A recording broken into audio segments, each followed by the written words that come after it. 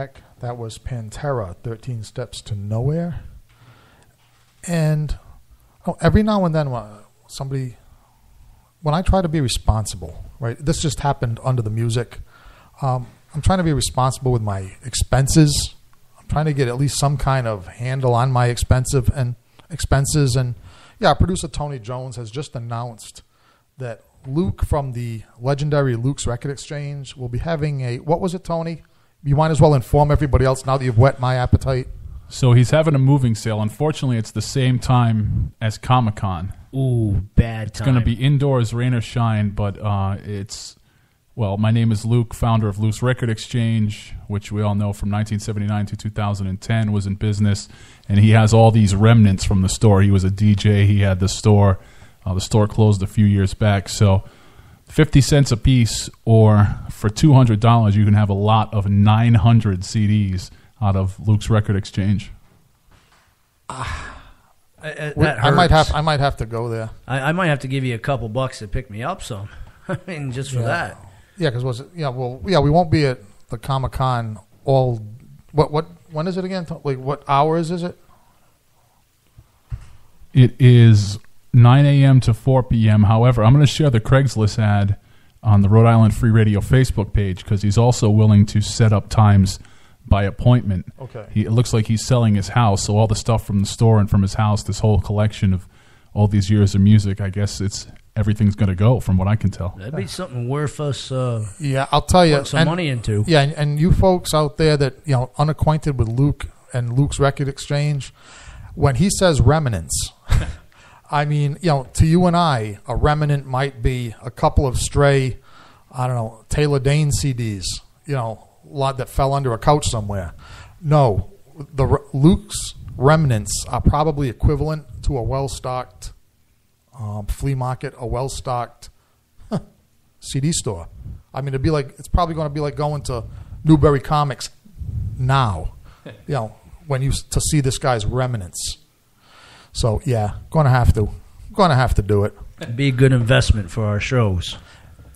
Yes, it would. And you know what you can do too? We can write it up as a tax. What I can do? It's a tax break. Boom. Okay. I'm a smart evil clown. You are, but are you a smart evil clown that is actually going to kick in some filthy lucre into this venture? You want some filthy lucre? Come see me Thursday and I'll kick some in. You got it. You heard the statement. We are CD. I believe from my days of law school that is a verbal contract. You're going to get it. Come on over. I'll give you some cash towards it. Okay. We will. That probably means that going forward on the Chuckles Show and the Haunted Cabaret, there will be some new music. Yeah, why not? From beyond our already extensive CD collection. Absolutely.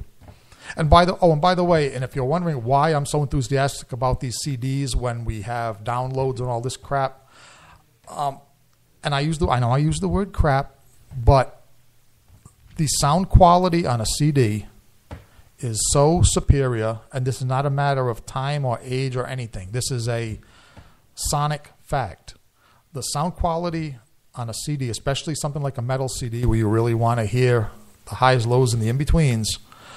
Now, the sound quality in a CD is so superior to other downloadable forms of music. It's worth chasing after this yard sale of Luke and his Record Exchange. It's no question about it. So yeah, we'll see what treasures we dig up out of that.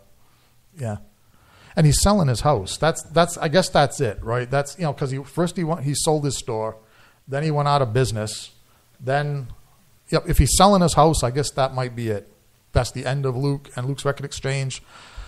A music store explored by all the original Ramones. I was talking to Luke one day, back when he was still in business, and he mentioned all the bands that whenever a band would come through Providence, they would come to Luke's Record Exchange to pick up new music.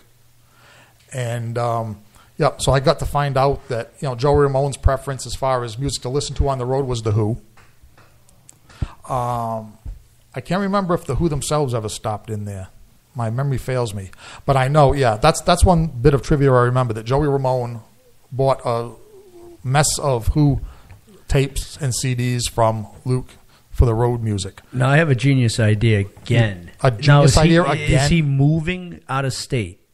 or is he just downgrading? Because This is Rhode Island, so chances are he's moving out of state. so it would be a good idea in the next Yeah, couple of weeks. I mean, this state has made him very unwelcome. I mean, to try to get him on for an interview. I mean, if the guy's this knowledgeable, I would love to interview Luke. I mean, let's get him Just on. not just from his vast musical knowledge, but from a business standpoint too. And Right. the fact that, I don't know how you guys think about this, but could there possibly be a CD resurgence? We're seeing it with vinyl right now. For some godforsaken reason, we're seeing it with tapes. So the algorithm says there might possibly be a CD resurgence. well, a CD research. Well, I don't think CDs are completely dead. Even No. you know, as far as I no, still because- buy CDs. Yeah, I mean, Yeah. especially in the metal and hard rock categories. You know, I was talking to somebody from Metal Blade Records, and they're saying even nowadays, like those sales are holding relatively steady. You know, there is still a good sized audience in some categories of music for the CD. As far as like I said, I just made my opinion clear. As far as listening to recorded music, by choice, I don't own an iPod. I just have no interest in hearing music that most of the tones the highs and lows have been stripped out of. It's just not the same. I mean, I know Jimmy Page from Led Zeppelin is now re-recording. He's done this several times, but apparently he's re-recording all the Led Zeppelin catalog for, the first time he did it was just for CDs. And I have that collection, and that's excellent sound on there. Now he's remixing. That's the word I was looking for. Remixing, not re-recording. Remixing for all the devices, as he put it. And all that means is he's taken out a lot of the sound quality from his own previous mixes. So, I don't know. So, resurgence of CDs, I don't think they're gone. I think they're going to stay with us. Cassettes can go in the trash. I hated those flipping things. Yeah. I mean, They ripped. They got caught in your cassette player, and after a while, they're left in the car. The sun would freaking fade out whatever magnetic strips was on that. It would be like this slow-mo thing underwater. If you bought them at Rocky Point Flea Market, chances are the things were messed up. You need a head cleaner. More than just a head cleaner, you start playing and you're... I'll tell you, I think all I can come up with for now, 8-track tapes. 8-track tapes are dead and gone. I think we can safely say that. I would have said the same thing for cassettes. All I can think of is that there's rampant nostalgia, for anything, from people's youths. The only good thing about cassettes, and I'll say this, was how easy it was to record something off the radio or to rip off someone else's cassette if you didn't want to pay for it. That was the only beauty of that, because you could get a pack of, say, 6 cassettes for $1, and you could have the whole Metallica From the Radio album. Shack. Yeah. And look, we're running out of time, so I'll just end this particular cassette conversation by saying that wasn't enough beauty. It does not justify their return.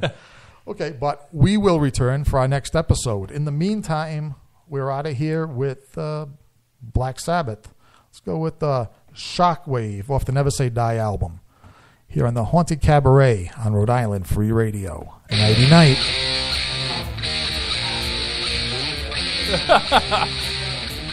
Yeah, he had his entrance music on.